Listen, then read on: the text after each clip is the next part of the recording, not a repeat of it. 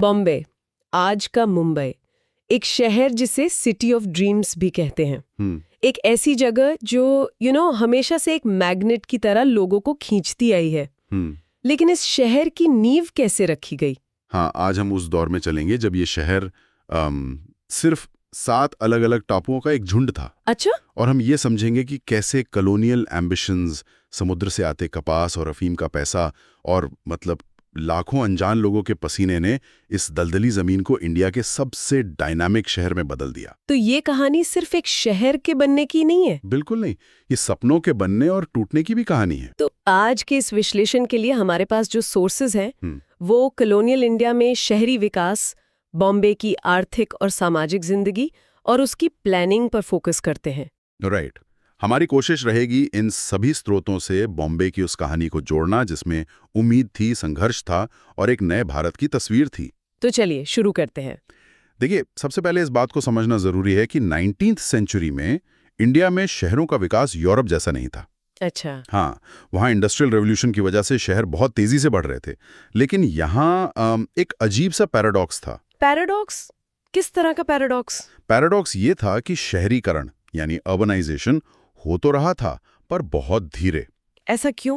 क्योंकि colonial economy का main focus Hindustan से रिसोर्स निकालकर इंग्लैंड भेजना था, ना कि यहाँ के शहरों को अपने आप में इंडस्ट्रियल हब्स बनने देना। तो सारा विकास बस कुछ जगहों पर ही सिमट गया था? बिल्कुल, 3 जगहों पर, जिसे वो प्रेसिडेंसी सिटीज कहते थे, बॉम्बे, बंगाल और मद्रास। और ये शहर आम शहरों जैसे नहीं थे, है ना? मतलब ये मल्टी फंक्शनल पावर हाउसेस थे। करेक्ट। यहाँ पोर्ट्स थे, बड़े बड़े वेयर हाउसेस थे, फौज की छावनियां थीं, यूनिवर्सिटी, म्यूजियम, सब कुछ एक ही जगह। लेकिन इन तीनों में से भी बॉम्बे सबसे आगे निकल गया। सोर्सेस के आंकड़े देखें तो 1872 में जहां आबादी 6.5 लाख के आसपास थी, वो 1941 तक 15 लाख हो गई। डबल से भी ज्यादा। हाँ। और इसके पीछे की कहानी भी बड़ी अजीब है। ये 7 टापू ये पहले पोर्चुगीज के कंट्रोल में थे। अच्छा। कोई खास अहमियत नहीं थी इनकी। फिर 1661 में ब्रिटेन के किंग चार्ल्स II की शादी एक पोर्चुगीज राजकुमारी से हुई और ये टापू उन्हें दहेज में मिल गए। दहेज में? हाँ, सोचिए, इंडिया का फ्यूचर फाइनेंशियल कैपिटल एक रॉयल शादी में दहेज के तौर पर दिया गया। एक मिनट, तो ईस्ट इंडिया कंपनी जो उस वक्त तक सूरत को अपना मेन वेस्टर्न पोर्ट मानती थी, हाँ, जो सदियों से फ्रेट का एक बड़ा सेंटर था, वही तो उन्होंने इतना बड़ा एस्टैब्लिश्ड हब छोड़कर इन दलदली टापुओं पर इतना बड़ा दांव क्यों लगाया? ये तो एक बहुत बड़ा गैम्बल लगता है। ये एक कैलकुलेटेड गैम्बल था। देखिए, सूरत में उन्हें लोकल रूलर्स और दूसरी यूरोपियन कंपनीज से कंपटीशन मिल रहा था। राइट। बॉम्बे उन्हें एक ऐसा नेचुरल हार्बर देता था जिस पर उनका पूरा कंट्रोल था, तो उन्होंने अपना बेस सूरत से बॉम्बे शिफ्ट कर दिया। और इस एक फैसले ने बॉम्बे की किस्मत हमेशा के लिए बदल दी। बिल्कुल। इसके बाद पैसा आना शुरू हुआ और सोर्सेज बताते हैं कि इसके 2 मेन कारण थे। कपास और अफीम। एग्जैक्टली। पहला, अमेरिकन सिविल वॉर की वजह से जब अमेरिका से कॉटन सप्लाई बंद हुई तो ब्रिटेन ने बॉम्बे को एक नए कॉटन हब की तरह देखा। अच्छा। गुजरात के खेत से कपास बॉम्बे के पोर्ट आती और सीधा मैनचेस्टर की मिल्स में जाती। और दूसरा, अफीम। हाँ, मलवा से अफीम यानी ओपियम चाइना भेजा जाता था और इस पूरे ट्रेड का कंट्रोल बॉम्बे से होता था। इस पैसे ने बॉम्बे को मतलब ट्रेडर्स, बैंकर्स, आर्टिजन्स, दुकानदारों सबसे भर दिया। और फिर इस आर्थिक ताकत को पॉलिटिकल पावर से भी जोड़ दिया गया। 1819 में एंग्लो मराठा वॉर के बाद इसे बॉम्बे प्रेसिडेंसी की राजधानी बना दिया गया। लेकिन असली बदलाव, द रियल चेंज, तब आया जब शहर में मिल की घंटियां बजने लगी। ये था असली टर्निंग पॉइंट। वही, पहली कॉटन मिल 1854 में शुरू हुई और अगले 70 साल में 1921 तक शहर में 85 मिल्स खुल चुकी थी। 85 मिल्स? हाँ, जिनमें लगभग 1.5 लाख मजदूर काम करते थे। ये एक छोटा सा इंडस्ट्रियल रेवोल्यूशन था बॉम्बे के स्केल पर। 1.5 लाख लोग? ये लोग अचानक से कहां से आ गए? शहर की अपनी आबादी तो इतनी नहीं थी। वही तो सबसे दिलचस्प बात है, ये सारे लोग बाहर से आए थे, माइग्रेंट्स के। सोर्सेज कहते हैं कि 1881 से 1931 के बीच शहर की 1/4 आबादी माइग्रेंट्स की थी। 1/4? कहां से आते थे ये लोग? ज्यादातर लोग पास के रत्नागिरी जिले से आते थे, अपने गांव खेत छोड़कर मिल में काम करने। और इन माइग्रेंट्स में महिलाएं भी शामिल थीं। शुरू में हाँ, 1919-26 के दौरान मिल वर्कफोर्स का लगभग 23% महिलाएं थीं, लेकिन धीरे धीरे उनका नंबर घट गया। कम हो गया? हाँ, 10% से भी कम हो गया। ऐसा क्यों हुआ? क्या टेक्नोलॉजी ने उनकी जगह ले ली? वो एक फैक्टर था, लेकिन ये सिर्फ टेक्नोलॉजी की बात नहीं थी। जैसे जैसे टेक्नोलॉजी आई, मशीन्स को चलाने के लिए ऐसी स्किल्स की जरूरत पड़ने लगी जो उस वक्त मर्दों के पास ज्यादा थी। साथ ही मेल डोमिनेटेड ट्रेड यूनियंस भी मजबूत हो रही थी और वो अक्सर महिला वर्कर्स को कंपटीशन की तरह देखते थे। अच्छा, कि उनके कारण वेजेस कम हो सकती हैं। बिल्कुल, और एक सोशल प्रेशर भी था कि औरतों की जगह घर पर है। तो ये टेक्नोलॉजिकल शिफ्ट और सोशल कंजर्वेटिज्म का एक परफेक्ट स्टॉर्म था जिसने महिलाओं को फॉर्मल वर्कफोर्स से बाहर कर दिया। यानी विकास की इस कहानी में भी कुछ लोग पीछे छूट रहे थे, हमेशा की तरह। और लोग सिर्फ काम के लिए नहीं बल्कि मजबूरी में भी आ रहे थे, है ना?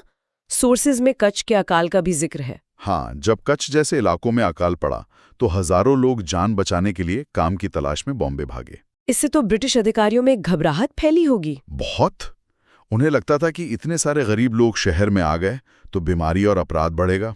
और उनका ये डर सच भी साबित हुआ जब 1898 में शहर में प्लेग फैला। हाँ, और उन्होंने क्या किया? घबराहट में लगभग 30,000 लोगों को जबरदस्ती उनके गांव वापस भेज दिया। जबरदस्ती? हाँ, ये घटना दिखाती है कि माइग्रेंट्स की जिंदगी कितनी अनिश्चित थी। शहर को उनके काम की जरूरत थी, लेकिन उनकी इंसानी जरूरतों की परवाह किसी को नहीं थी। तो इतने सारे लोग अचानक शहर में आ गए, पर रहते कहाँ थे? मतलब सर कहाँ छुपाएं? इतने सारे लोग, इतनी कम जगह। उस वक्त हाउसिंग दिखती कैसी थी? हाँ, इसका जवाब बॉम्बे की पहचान से जुड़ा है, और वो जवाब है चॉल्स। चॉल्स? हाँ, अगर बॉम्बे को समझना है तो चॉल्स की जिंदगी को समझना जरूरी है। पहले तो ये देखिए कि शहर कितना क्राउडेड था। कितना? सोर्सेज एक कमाल का तुलना देते हैं। 1840s में लंदन में एक इंसान के पास एवरेज 155 स्क्वायर यार्ड्स जगह थी। 150 स्क्वायर यार्ड्स, ठीक है। बॉम्बे में ये आंकड़ा था सिर्फ 9.5 स्क्वायर यार्ड्स। 9.5? ये तो एक छोटी कार की पार्किंग स्पेस से भी कम है। बिल्कुल, और ये शहर साफ साफ दो हिस्सों में बंटा हुआ था। एक तरफ था यूरोपियन या व्हाइट सेक्शन, जहां बड़े खुले बंगलो थे, और दूसरी तरफ नेटिव टाउन, जहां ज्यादातर हिंदुस्तानी रहते थे। वहां भी जो अमीर थे, पारसी, मुस्लिम या अपर कास्ट ट्रेडर्स, वो बड़े बड़े बंगलों में रहते थे, जैसे जे.एन. टाटा का एस्प्लेनेड हाउस। लेकिन शहर की 70% आबादी जो वर्किंग क्लास थी, वो कहाँ रहती थी? वो रहते थे चॉल्स में। ये मल्टी स्टोरीड बिल्डिंग्स होती थी। इनमें एक ही रूम में पूरी पूरी फैमिली रहती थी। एक कमरे में? हाँ, जिसे टेनेमेंट कहते हैं। प्राइवेट टॉयलेट नहीं होते थे। भीड़ इतनी ज्यादा थी कि 1901 की जनगणना के मुताबिक शहर की 80% आबादी ऐसे ही वन रूम टेनेमेंट्स में रहती थी। 80%? एक तरफ टाटा का बंगलो और दूसरी तरफ 80% लोग एक कमरे में। ये अंतर तो जमीन आसमान का है। सोचिए, आप रत्नागिरी के खेत से निकलकर पहली बार चौल के उस एक कमरे में कदम रखते हैं। वहां पहले से 8-10 लोग रह रहे हैं। कॉमन टैप पर पानी के लिए सुबह से झगड़े हो रहे हैं। बाहर गलियों में ही खाना पक रहा है, कपड़े धुल रहे हैं और रात को लोग सो भी रहे हैं। ये एक कंप्लीट सेंसरी ओवरलोड था। पर क्या वहां सिर्फ मुश्किलें ही थीं या कम्युनिटी का कोई एहसास भी था? ये इसका दूसरा पहलू है। मुश्किलों के बावजूद चॉल्स कम्युनिटी लाइफ का आधार थी। अच्छा। अक्सर एक ही गांव या जाति के लोग साथ रहते थे, एक दूसरे का सहारा बनते थे। मिल का जॉबर जो नौकरी दिलवाता था, उनका लीडर होता था। वो ही सब मैनेज करता था। हाँ, झगड़े सुलझाता, खाना पानी मैनेज करता, जरूरत पड़ने पर उधार भी देता था। यही चॉल्स खबरों, हड़तालों और कभी-कभी दंगों का भी सेंटर बन जाती थी। और इस सिस्टम में भी जो सबसे नीचे थे, जैसे डिप्रेस्ड क्लासेस, उनके लिए तो घर ढूंढना और भी मुश्किल रहा होगा। उनके लिए लगभग नामुमकिन था। उन्हें अक्सर शहर के किनारे कोरोगेटेड शीट्स, पत्तों या बैम्बू से बनी झुग्गी झोपड़ियों में रहना पड़ता था। तो शहर में हर लेवल पे एक डिवीजन था। अगर आपको ये एक्सप्लेनेशन हेल्पफुल लग रही है तो वीडियो को लाइक कर दीजिए। और ऐसे ही सिंपल एक्सप्लेनेशंस के लिए हमारे चैनल पाठशाला AI को सब्सक्राइब करें। बेल आइकॉन प्रेस करना मत भूलना ताकि नेक्स्ट वीडियो मिस ना हो। हाँ, तो चॉल्स में इतनी भीड़, इतनी गैर स्वास्थ्यकर हालात, इससे बीमारियां फैलने का डर तो ब्रिटिश अथॉरिटीज को भी लगा होगा। बिल्कुल, उन्हें ये टेंशन हुई होगी कि कहीं ये शहर उनके कंट्रोल से ही बाहर ना हो जाए। करेक्ट। और इसी डर से निकली बॉम्बे की सिटी प्लानिंग। जब 1898 में प्लेग फैला तो उन्हें लगा कि कुछ करना पड़ेगा। उन्होंने the city of Bombay improvement trust बनाया। इम्प्रूवमेंट ट्रस्ट, नाम तो बहुत अच्छा है। हाँ, नाम ही अच्छा था। लेकिन इसका काम क्या था? क्या इससे लोगों की हालत बेहतर हुई? कागज पर इसका मकसद था शहर को साफ सुथरा बनाना और गरीबों के लिए बेहतर घर बनाना। लेकिन हुआ इसका उल्टा। उल्टा मतलब? इस ट्रस्ट ने सफाई के नाम पर 64,000 लोगों के घर तोड़ दिए। 64,000? हाँ, और उनके बदले में नए घर सिर्फ 14,000 लोगों को दिए। मतलब 50,000 लोग बेघर हो गए। इससे तो हाउसिंग की समस्या और बढ़ गई होगी। बहुत ज्यादा। फिर 1918 में उन्होंने एक रेंट एक्ट लागू किया। किस लिए? ये सोचकर कि इससे किराए कंट्रोल में रहेंगे। लेकिन इसका भी असर उल्टा हुआ। लैंडलॉर्ड्स को लगा कि अब घर किराए पर देने में फायदा नहीं है, तो उन्होंने किराए पर देना ही कम कर दिया। तो आम आदमी के लिए घर ढूंढना और भी मुश्किल हो गया। बिल्कुल। तो एक तरफ आबादी बढ़ती जा रही है, दूसरी तरफ प्लानिंग के नाम पर लोगों को उजाड़ा जा रहा है। जगह की इतनी कमी का सल्यूशन फिर कैसे निकाला गया? यहाँ बॉम्बे की कहानी का सबसे हैरान करने वाला हिस्सा आता है, लैंड रिक्लेमेशन। Land reclamation. जब जमीन कम पड़ने लगी तो उन्होंने समंदर से जमीन छीनना शुरू कर दिया। समंदर से जमीन छीनना? इसका मतलब क्या हुआ?